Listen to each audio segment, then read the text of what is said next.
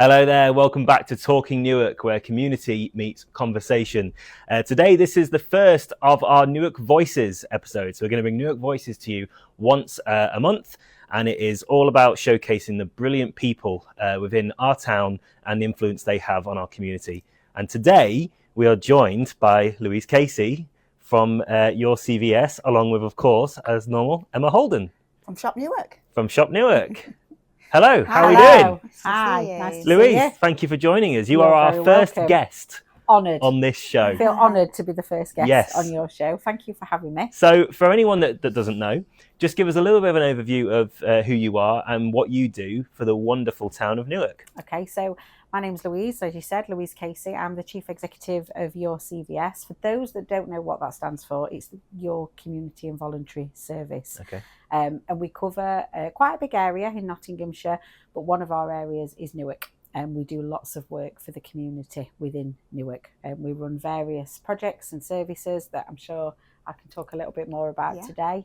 But we're a registered charity, and our whole mission is to improve the lives of the people in the areas we work, one of which being Newark. Brilliant. So what got you into this? What's the story about how this came to be? So Your CVS has only been trading as Your CVS for a year. Mm-hmm. It was the merger of two smaller CVSs that came together on the 1st of April 2025. And I guess for me personally, my background before this was always NHS. I worked in the NHS my whole life. But 6 years ago, I was asked to come to the CVS in Newark on a secondment to help manage the volunteers that were being stewards at the COVID vaccine centres. Mm-hmm. And 6 years later, here I am. I never went back. Later. Still there. Here you are. And you two obviously work very closely together. Yeah, we do. We work really closely together. I do a lot of work with the CVS. I think they're an amazing charity. And we're putting a lot of effort locally into raising the awareness of the CVS in Newark and telling people about the great work that they do, really. Mm-hmm. My role really is through fundraising and events, but through awareness raising really in the town. So how did you come to meet? Through that, really, I suppose, the CVS doesn't have a specific fundraising team. Louise was looking for some help with her fundraising. That's kind of what I do, and obviously I have a lot of connections, your bag, right? events on my bag. Twisted her arm, I think I did. And said, Emma, I want to do a ball. And she said, okay. That was kind of the starting point, wasn't it? You wanted to do a ball. And we just get on really well, and the team are amazing. And so I've kind of become more and more integrated in that CVS team and got the bug. Yeah, they are a lovely team. They are. And like it. me, I think once you get involved in whatever way, whether it's as a staff member, a volunteer, or someone like Emma helping with events, you never leave. Yeah. Volunteers say, oh, I've got a year to give, and 20 years later, they're still there. Doesn't that show how brilliant Newark is, though, as a community? That people, the collaboration we see across so many different areas.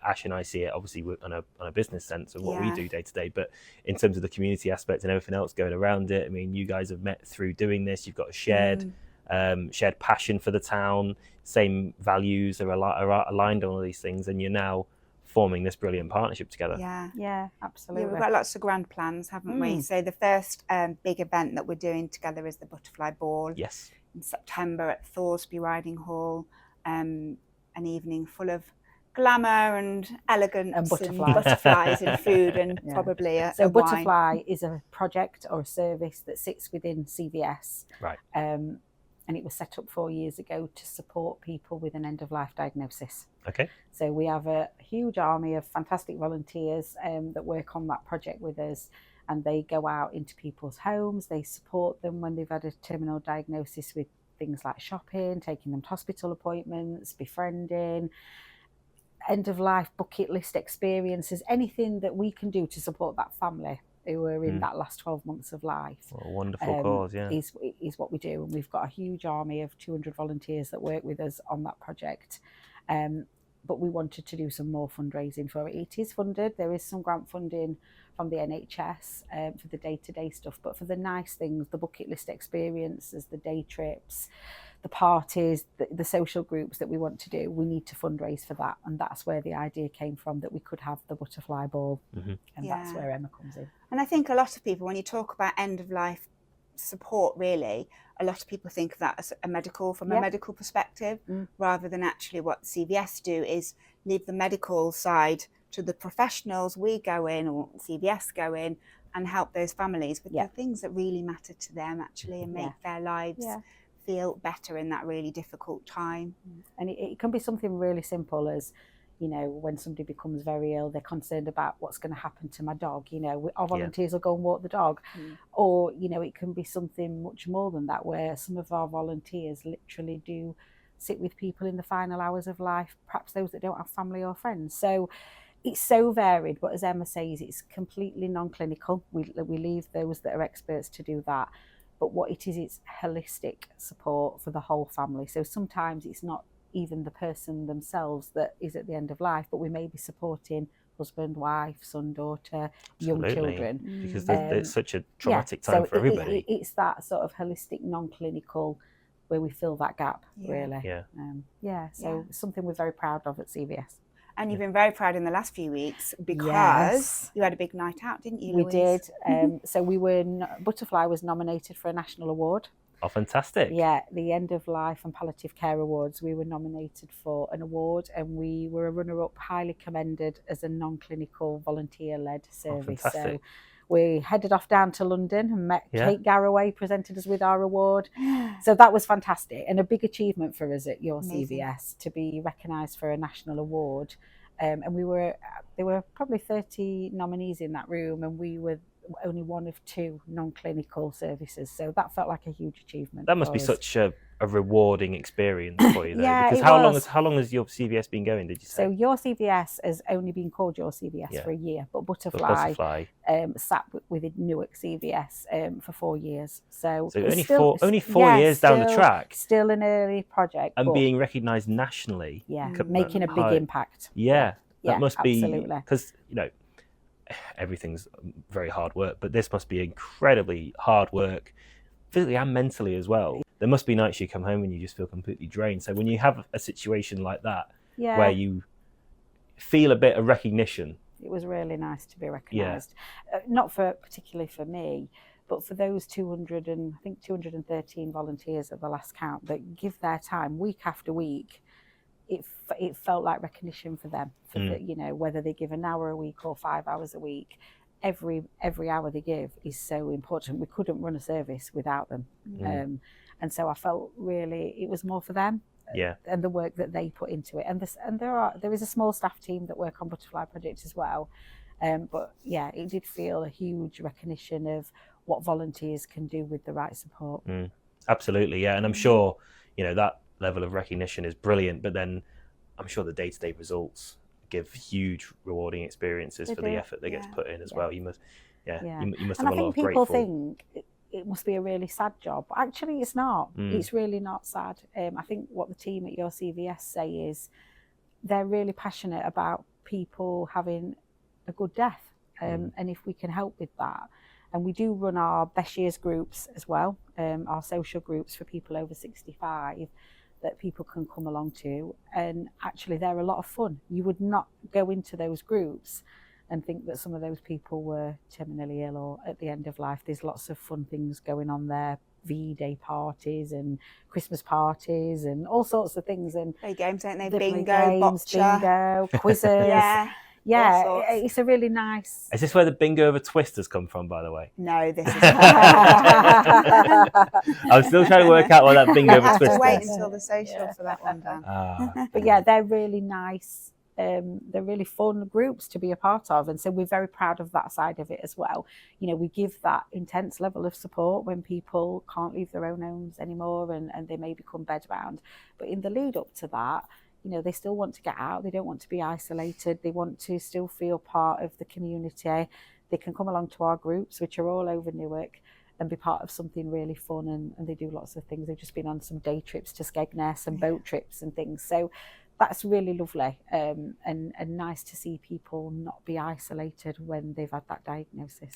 Yeah, because it's obviously a terrible diagnosis to get. And, you know, your care isn't just about getting them through comfortably to that. It's about living Absolutely. that life to the maximum. Yeah, absolutely. And I think there's a lot to be said for that. And a lot of the people in those groups that come along are carers as well. They don't necessarily have that diagnosis, but they can become very isolated very quickly, very lonely, very isolated. So the Best Years groups are about that, really. They're combating loneliness and isolation. And we've got 5 a week in Newark. So there's one that somebody can always plug into if they're feeling a little bit lonely or isolated in their later years of life. So that's another part of the work we do we're really proud of. Very good. If there's somebody listening to the podcast that thinks actually they're really interested in that, how do they find out? Do they just go along? Is there an application process? They can give us a call.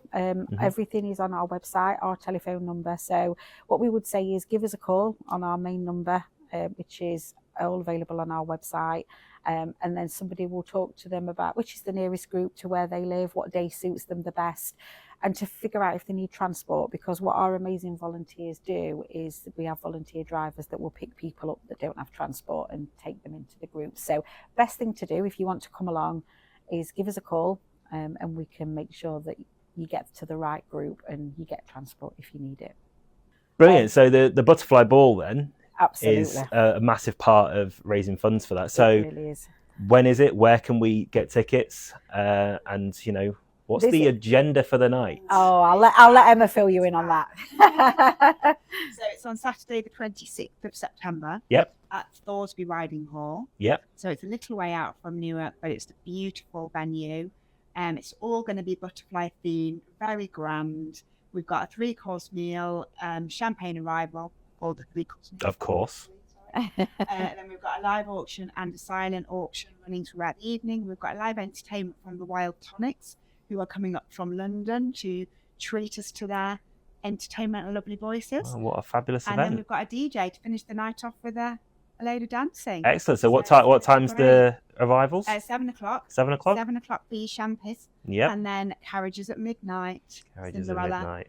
Yeah, it should be a great event and a fantastic way for us to showcase a little bit of butterfly work. We've recently had a film made of some of our service users talking about the impact it's had on their lives. So we'll be able to show that on that evening, so people have a really good sense of what it is they're contributing to. Mm-hmm. So how much are tickets and where can people find them? £75 each, and they can be bought on the shopnewark.online website or direct through us if anybody wants to get in touch with either myself or Louise or your CVS, then we can sort the tickets out. We've had a lot of corporate interest, so businesses are buying tables and they want to do an invoice setup, so that, which is absolutely fine. We can accommodate however people want to book. So we've got corporate sponsors involved from across the area, which is really good, and always room for more. Excellent. And you say that, so obviously the Butterfly Ball is a great fundraising event, but how else can people get involved with your CVS? Yeah, we don't always want money. We also want time. Yes. And what we do say is, however, we've got a huge army of volunteers, but it's never enough. We could always do with an extra person to drive someone to a hospital appointment, or an extra person that can just pop in and take a little bit of shopping. So I would absolutely urge anyone, if they've got an hour to spare, we will happily take it, and to get in contact with us at your CVS to see how they could use that hour to support people. And what kind of roles are available, or do you need that assistance with? So we need group volunteers, so people that come into our social groups to help make teas and coffees, wash up, chat to people, help shout out the bingo numbers. We need in-person befrienders, people that will go into people's homes when they become so ill that they can't leave and come to groups. We do need one-to-one befrienders, people that are willing to drive people to groups or medical appointments, and also people that are willing to just drop a bag of shopping off, or collect a prescription, or take a carer to an appointment. Anything really that people can do. And if you don't feel you could leave home, we also ask for telephone befrienders as well. So people that will just make a phone call to someone who's lonely of an evening or a weekend. Because some people that we work with, literally, they don't see anybody from one week to the next. They come to maybe one group in Newark and that's their only human contact. So if in between time at a weekend, we can have a volunteer that can call them and have a natter on the phone, that's really valuable as well. So even half an hour for that, we're always grateful for. So please get in touch with us. I think that's really important to stress, because I think a lot of time people will make the wrong assumptions that to be a volunteer they need to give up so many days a week of their time, but it literally can be 20 minutes to go and pick some shopping up, pick a prescription up, take it around, and you've done something really, really helpful. And I think we underestimate how much difference that makes. You know, some volunteers will say, oh, I don't do that much, I only give an hour. But to that person, that hour's life-changing for them. That hour where they pick them up and take them into it makes such a difference. It is really, they will say, it's changed my life that someone can collect me and take me to a social group once a week. So I would say if you've got an hour, don't underestimate what that can mean to someone. And even like you say, not even doing that in person, if it is just a phone call. Absolutely. You know, how often do we sit after we've had a dinner on an evening and just sit mindlessly watching telly and, you know, think of the benefits that you could do to somebody's life. And I think for someone who's not spoken to another person all day, that 20-minute phone call can really be the difference between a good and a bad day. 100%. Wow, what a fantastic cause within it's such Newark, an amazing charity, and it's so exciting to see people become more aware of what the CVS does and be more aware of the people that are involved in it. So we're seeing that all the time. Absolutely. And I can't stress enough what our biggest driver is, our volunteers. You know, CVS, community and voluntary service, and that voluntary really is what drives CVS on. I mean, we do other pieces of work around community development. We do lots of work with younger people, but at the heart of it all is our volunteers, and that really is something that I want to raise more awareness of, is the power of volunteering and what we're seeing volunteers do in Newark to help change lives. So somebody's listening then to this and thinking, well, I'd love to get involved, I'd love to lend a bit of support. How can they get in touch? Where can they find the details? We've got lots of information on our website, so they can have a look at our website. But what I would mostly say is either send us a message via the website and we'll give you a call, or give our lovely friendly team, Emma will vouch, they are so friendly, give us a call and we can talk you through what's available and how you can get involved. It's a really simple process. And like I said, we've got the most passionate staff team and other volunteers that will happily welcome you on board. And the website is www.yourcvsnots.org. yourcvsnots.org. We'll put that on the screen so people can see it and type Thank you. There is one element that we haven't touched on yet as well. You do the community network meetings. We do, yes. So we do run a quarterly community network meeting in Newark. It's usually held at Castle House, and that's for other community groups and charities to come along to, chance to network, meet each other, see if they can share skills, share volunteers, share good practice, and really just a chance to talk about what you do as a community group and a charity. Our staff team are there and they can advise community groups on things like funding applications, safer recruiting of volunteers, and we can put them in touch with people who can help with things that maybe they want to do but they're not sure where to start. So it might be an IT issue, or we've recently done lots of work around data safety. So we try and bring in guest speakers that can support community groups and charities to work a little bit more efficiently, really. So again, that's all on our website, and new members always welcome. It's a bit of a business club, but for charities. Plenty of tea and biscuits. Always. Oh, you got to have tea and biscuits. Always got tea and biscuits, yeah. Custard creams? If you want to come, then we'll give you a custard cream. I know one person he's not on the show today, but he loves a custard cream. He's always got custard creams on his desk. Well, that's fantastic to hear what a brilliant thing we've got going on in our town, right, Emma? Oh, it's amazing. One of the real reasons that we wanted you to come on and be our first guest is because at Talking Newark, obviously we are a new podcast, so episode 3. Number 3. Wow. Yeah. Week 3. We have got charity partners, and we've chosen 2 charity partners, founding charity partners, may I add, for our first 6 months on air, and your CVS is one of them. Amazing. In due course. We're very glad to be that, so thank you, Emma. No, thank you, and we want you to be heavily involved in the Talking Newark journey. Absolutely. As we progress through the next 6 months. We would love to. Absolutely. And I think we were very keen to make sure that, our founding charity partners were someone that can make a massive impact and a massive difference into the town, and listening to what you can do for the local area is really, really heartwarming to listen to, because there are so many people out there that need that support, and that this, it's very easy for them to think that they get forgotten about. It actually is. In life, if they've it lost most of their own family, or Yeah. in a very lonely place with a diagnosis really and what they've lonely. got. It's a difficult time. So maybe we can come back sometime and bring one of our volunteers to talk to you. That would be on the fantastic. podcast. Yeah. Yeah. That'd be fantastic. And talk about how rewarding it is for them Their as journey. well. Yeah, we can make that happen, definitely. Yeah, let's get that scheduled in. Definitely, yeah. Yeah. Okay. That's it. So thank you so much for joining us. Thank you for having me, Louise. It's been an absolute pleasure to have you on as our first guest. I know. I feel really honoured. First Newark voice, of course, which Yeah. brings me nicely on to wrap up. That is Newark Voices, the first of our Newark Voices episodes. Join us next month when we hear from a brand new voice within the local Newark area and the wonderful work they do for our town. And next week we'll be talking about a different topic to do with Talking Newark on our brand new podcast. But until then, bye for now. Bye. Bye.